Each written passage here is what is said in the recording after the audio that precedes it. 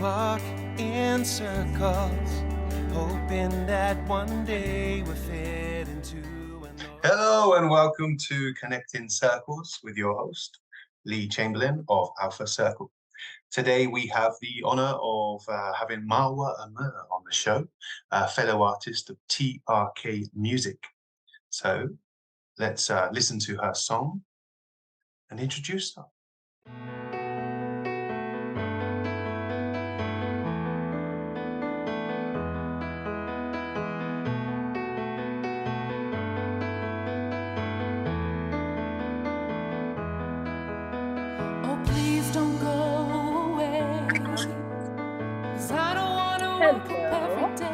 Hello, Mawa. Yeah, we can see you. How are you? All right? How are you? Not too bad. Wow, it looks dark here compared to where you are. Where are you? I am in Florida. Ooh, lovely Groveland, rays. Okay. Florida. It is very beautiful here. And what's the time out there? What time is it now? It is 1:12 in the afternoon. 1:12. Okay, it's not too bad here. 7 o'clock. 7 o'clock. We're getting ready. We're getting ready to go out. You're getting ready to go out? I'm going out tonight, but I'm like, I woke up really early and I just got here yesterday, so last night, and it's just been it's so beautiful here. I've been getting so much nostalgia. And you're originally from America, are you? Yes, I am. I was born and raised in Virginia, Northern Virginia, not West Virginia. There's a distinction, is there? There is a very big distinction between North Virginia and West Virginia. Well, yeah, but you're gonna have to go into this a little bit because the English we might not know. I don't know. So West Virginia, I think it's more like country. Okay. As in the It's more music like scene. Countryside. There's a lot of land there. It's a lot of farms. Whereas Northern Virginia, it's super cosmopolitan. Because, for example, Washington, D.C., which is the capital of the United States, is in Northern Virginia. That I know. So, yeah. So it's just completely different. I mean, West Virginia is gorgeous, but the people will be very different. And talking of gorgeous, your parents, they are from Belgium and Egypt, is that right? Yes, that is correct. My mom is Belgian, from the small town of Verviers, and my dad is Egyptian from Mahalla al-Kobra, which is like, they're special. Like, they're special. Yeah, it's like industrial. That's actually like industrial Egypt, because all the cotton that you hear of, it comes from Mahalla. Well, I really wanted to have you on the show first, the first guest of Connecting Circles. I'm so excited. As you've just recently released a single called Moving On, is that right? Yes, I have. I'm so excited.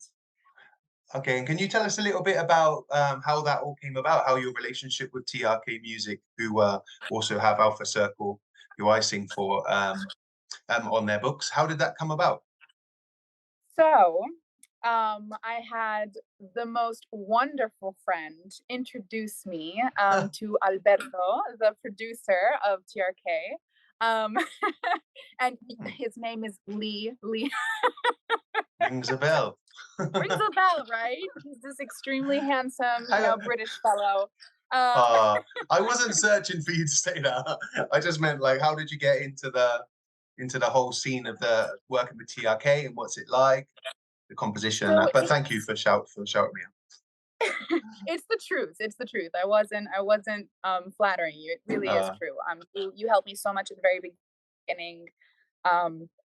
I started as an opera singer. I always sang classical opera, and in opera, writing and composing music is not really a thing. Like, it's rare to find an opera singer who's also a composer or a lyricist, because usually, like, it's a lot of work to compose an opera. So you have someone who specializes as a composer, and then you have someone who's an opera singer. And being an opera singer it's a full-time job. It's a life. It's a lifestyle. And I loved opera, and I've always loved singing since I was 5 years old. I started training when I was 5. And it was really interesting because I had a journey where I decided at one moment, I want to just sing opera.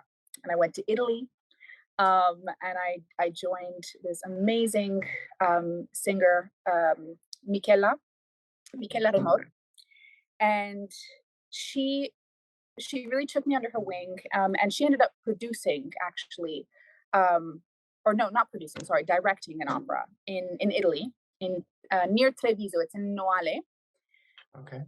and that was my first full opera. And I was one of the Wow. leads. I sang Giannetta. It was in Le Lésir d'Amour. Oof, what an Um, experience. And how it old were was. you then? I was about 25. I was Wow. 25 then. 25, and this Um, American girl who's born from Egyptian and Belgian parents is touring Italy singing opera. What an experience that must have been. yeah. And it was not only an amazing experience, but it was the most challenging experience that I've ever had Mm. in my music career, because I was the only person in the cast who didn't speak Italian. So I really was kind of thrown into that Wow. new culture, new language. And I loved it because I already spoke some Spanish and I speak French fluently because of my mom. And I've always sang Italian operas. So the pronunciation wasn't the issue, but the direction was the Yeah, only thing that I struggled with, because I was like, "Oh my god, what are they saying?" right, But I picked it right. up after a couple of months, and it was one of the most rewarding experiences of my life. I mean, have you noticed any difference in the teaching methods from country to country? So when you were in Italy, did you get some direction of a different direction that maybe you got in America? I mean, it all helps because I've heard you sing live, and for me, it's the best voice I've ever heard. I put you up there with Adele, and I'm English, Thank so you I can so say much. that. Oh, now you're flattering me, Lee. You deserve it. Um, so I think you know, whenever you're traveling from one culture to another, teaching styles are going to be different. But I think there's also a big difference in, classical training versus, operatic training. Hmm. Um, and there are different techniques. And actually, those techniques differ depending on which country you're in. For example, in Germany, they push their voices a lot. They have very strong registers, and it's a very strict way of teaching. And I've had German instruction. I've had an Egyptian Sobhibadid, who's an incredible tenor in Cairo, and he's world renowned. Um, and then I went to Paris, where I studied under Caroline Dumas in l'École Normale de Paris, and she was also amazing. And they all differed, but they all had the same passion for opera. And Right. in regardless of who your trainer is, when it comes to opera, it's very intense. Yeah. It's not one of those things where you just train like once a week. If you want to be an opera singer, you have to have consistency. Every day Mhm. you have to be doing your vocal technique, your vocal work. You have to warm up your voice. It's a lifestyle. You can't smoke, you can't drink, you can't like a lot of things. Well, so you've gone from starting out as an opera singer, and then this new single that you've released, which we will play when we use our very talented Kike, who is going to edit this show. We'll play it during the show at some point, and I've obviously heard it already, and I suggest everyone go and listen to it now on all available digital platforms. Moving on by Marwa Amer, TRK Music. So moving on from, without pun, from operatic music to the style that you have in this single, how different would you say it is? Are you comfortable doing both styles? Will you go back at a later date and release something more operatic? Or have you moved on from that? So that's a really interesting question, because I do think that there are a lot of techniques that I utilize when I'm writing music to fit my voice, and you can really see that in like the falsettos, because I get a lot of my falsettos from like the head voice that I used to use in classical music. The vibrato, when I'm holding a note, I kind of, yeah, the base of my technique and keeping a pitch, and vibrato and all of that, it comes from opera. So even though I'm not singing pure opera, there's still, I think, a classical element to my voice that I wouldn't be able to erase. Okay. Okay. Thank God. And Because it sounds beautiful. and actually, if you listen to people like Alicia Keys, Mariah Carey, Whitney Houston, they all, I don't know, I recently was listening to Whitney Houston when she did a concert with Pavarotti, Right. and she like broke out in opera, and everyone was Wow. so impressed. But I mean, to be able to have her technique, she did study classical music. She All has right. that training. Like, she didn't do as much classical training as I did, for example, because my goal was to just go Yeah, pure she opera. was a gospel singer, wasn't she, at the beginning of Yes, her but career? I mean, the technique that you use for gospel singing, obviously it Yeah. differs from opera, but there is a classical element, diaphragm that you have to use, and the way you breathe, and like those breathing Yeah. techniques, it's the same. So, Wow. so yeah, Wow. so I So, mean, I think it's helped me a lot. I think the only thing that really has changed is that now, instead of um, interpreting other characters, I'm creating my own. oh, well, that might bring us to the lyrics then. So, do you write from sort of the position of a character, or are these lyrics about someone or something specific? So, in moving on, particularly, um, obviously, there are parts of the lyrics that come from personal experience. But I mean, the song essentially talks about moving on from, a relationship, right? From a toxic relationship, a relationship that wasn't right. We've all been Um, there.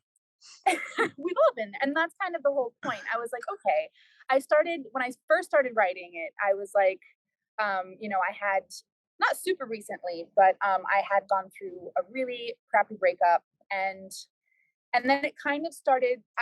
When you break up, you always have this moment where you'll start to reflect on everything that happened in the relationship. And for me, I wouldn't just reflect on what happened in that relationship. I would compare it to every relationship that I've ever had.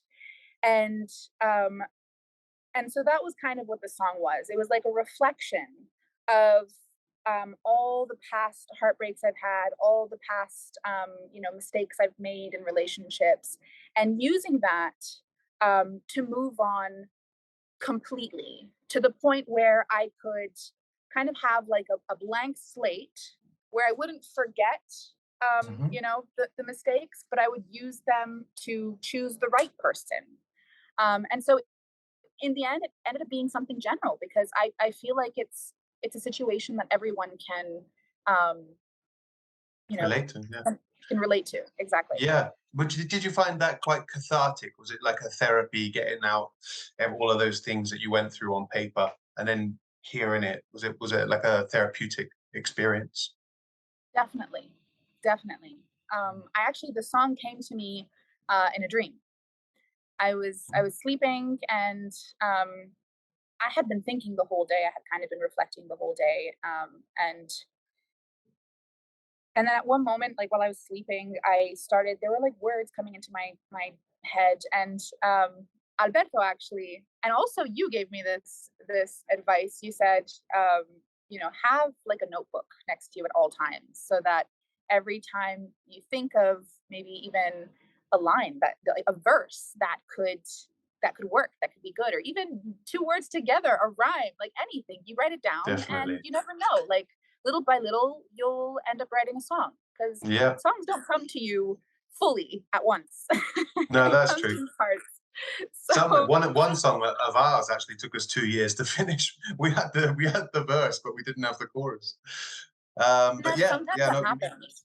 So, and now, I mean, obviously with a mobile, it's a lot easier because you could be on the train and you can just sort of write down a lyric. But what I find is quite difficult is when you have a melody. So you don't want to just be sort of that crazy person sat on the metro, singing to yourself, trying to over and over, trying to remember the words. So I find that I have to record myself, but like whispering. Something like, what's an Alpha Circle song?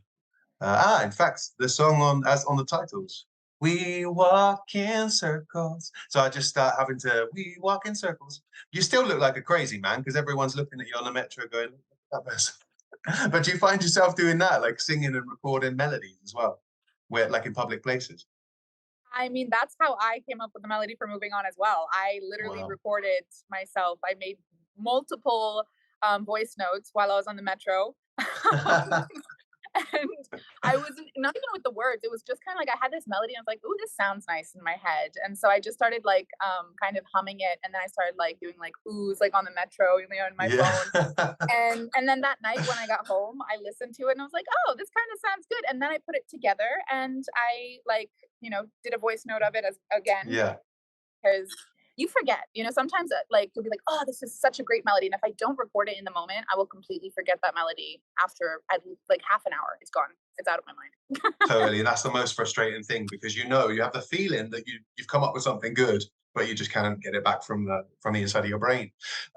Before I move on to some more fun, well, not more fun, but some questions that might have you laughing or rolling around. Hopefully, fingers crossed. I'd like to ask you about your composition process because I know you have on this recording a very talented pianist. So I was wondering, in terms of the music, every single you do, are you working with different musicians, or do you have a specific artist that you collaborate with?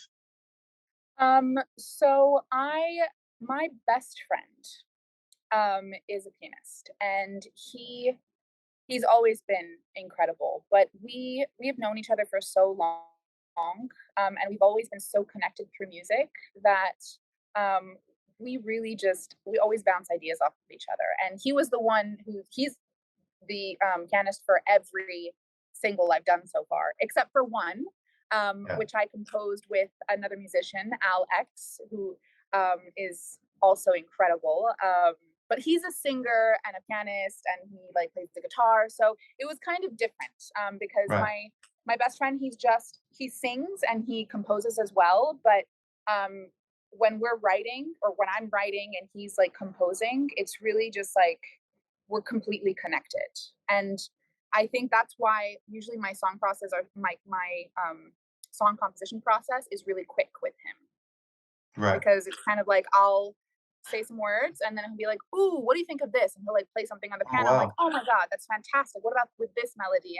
And we did over Zoom actually. Like that's All what we did right. for Moving On. We did that for She's Not Alone, another single that I hope. I'm not sure if it's going to come out on Spotify or if it's going to be for a movie, so we're not sure yet. Ooh, that sounds That promising. might be a surprise that comes out at some point. Okay, great. All right, well, I'm going to go to some quick fire questions now, but if you would like to ask Marwa any questions, she does have an Instagram account, which is, do you know Marwa? Yes, it is Marwa.Amer. So fire over some Marwa questions. dot Amer. And a YouTube channel, I imagine, as well. It's also just Marwa Amer. It's always going to be just like Marwa Amer. Easy enough. But you can also find me through TRK because they usually post everything I post, they post as well. So and you'll Excellent. find me there. Okay, so I'm going to ask you some quick questions. Do you sing in the shower and what songs? Ooh, I do sing in the shower all the time. Um, the last time I sang in the shower, I don't know why, but the last time I sang in the shower, I had this song stuck in my head the whole day, and you're gonna like be super confused right now. Right. Danny Boy. Really? Yes, I'm not even joking. It was stuck in my head, and like the whole day I was humming. I was like, "Oh, Danny Boy, the wait, was it? Pipes, Oh, the Danny pipes. Boy, the pipes are calling I only from know that yonder line. glen." Huh? Oh, there we go. I only know that line, so I just sing it. When I sing it, I just, oh, Danny boy, the pipes are calling. And I'm like, what's the rest of the lyrics to that song? I don't know them. I don't know why, but sometimes like old songs I've sang when I was a child will just come to my head, and it always happens in the shower. So Wow. Well, So I there you always have sing it. old school in the shower, and then like if I'm listening to music and something gets on my like stuck in my head from a playlist, it'll be like modern music. So there you have it, Marwa fans. She does sing in the shower. Moving on to the next question. I'm going to do that quite a lot. Moving on. We should like make it a drinking game. Every time, which you can have non-alcoholic beverages as well. Just saying. Every time I say moving on, you have to take a shot. Could be of Coca-Cola, Fanta, whatever you like. Anyway, the next one. What is the most useless talent you have? All talents are useful in some way, Lee. Oh, really? What is the most useless talent that I have? That is a really good question. What is useless? I really do feel like I utilize like anything, even if it's small. I feel like I try to utilize it. I'm really good at catching wine gums in my mouth, so I just throw them up and I go like that. But it's not Ooh, very useful, is I it? know how to like do this. Like, Oh, the people's eyebrow. Oh yeah, that's what I'm yeah, talking about. Are you a wrestling fan? I'm not. I've watched wrestling, but I'm not like a huge wrestling fan. Like, I'm not updated. So if I But I get said this from my dad because my dad used to do this all the time, and then I used to mimic him. And now, like, my husband knows if I'm annoyed because I'll just be like, and then nice. that's like a tell. That's a tell sign. Has he got a name for it? The wandering eyebrow or something? No, it's just like I'm in trouble face. Okay. What is the most trouble that you have ever gotten into? Ooh. Can you talk about it on a podcast? I mean, I've never done something where no, it was illegal, but it was in Egypt, so it's fine. They don't really care. Different laws in different countries. They have laws, like people just don't follow them all the time. Okay, the like biggest trouble. Oh. So when I was 14, I moved to Egypt. And I was so mad because in America, you start to drive at 14, right? And then you get like your learner's permit at 15, and then you get your license at 16. And so I was so annoyed because we moved to Cairo, and in Cairo, the legal driving age is 18. So I was like, this isn't fair. I Oh was so no, close. I can see where this is going. So, I took matters into my own hands, and my dad had started teaching me how to drive, so it's not like I didn't know how to like maneuver a car. But I took the car and I drove around Cairo. My parents, my dad knew I took the car, but he thought I was like just going around the corner. And Well, that's a very honest answer, and that's what you'll get from Marwa Amer. You'll get incredible pipes, sometimes singing Danny Boy in the showers, and illegal driving. So you choose if she's a good role model. I think so. Maybe not the illegal driving. I'm a very good driver, okay? And I'm going to finish, Marwa, with one last question, as I know you are a busy lady and you're probably touring America at the moment. When are you back in Madrid, by the way? That's where you're based, isn't it? Yes, so I'm based in Madrid right now. I'll be back on the 29th of October. I leave on the 28th, but I arrive on the 29th because America's far away. Well, hit me up and we'll keep connecting circles together. The final question of today's interview with the lovely Marwa Amer is, what is the answer to this question?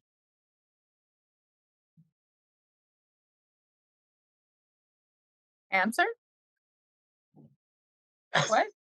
What is the answer to this question? Well done. Yeah, you just said answer. Answer, It's a trick question. You did well. That's why I was like, I'm going to try and do that to all the guests and see what they come up with. All right. Well, it's been an absolute pleasure. Your single is incredible. I often use it on my Insta stories as I'm posing, walking around Madrid in the background. And I can't wait I look forward to seeing you when you get back to Madrid. Keep on making amazing music, and see you soon. Anything that you have one last message for your fans?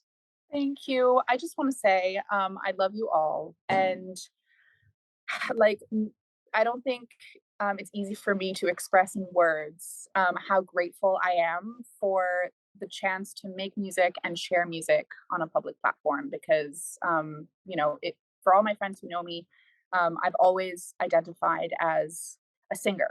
And now I identify as a singer, songwriter, musician. Um, and being able to share that internationally, it just means so much to me because I come from such an international background that, I I always like I feel like I belong to the world, not just to one country or Oh, like one totally, group of people. So thank you so much totally. for everyone who has listened to my song, and thank you so much for anyone who identifies with my song. And I hope to bring more music to you. Beautiful, absolutely beautiful. Couldn't have said it better myself. I'll let you go, and thank you very much for appearing on Connecting Circles, which you can also follow on Instagram and all of that palaver. I'll see you. I'll see you soon, Marwa. I'm going to go and listen to your single now. So Oh, thank take you so much. I'll see you soon. See you in 2 weeks. yes, take care. Bye. Take care. Bye. We are the Songwriters and we're family.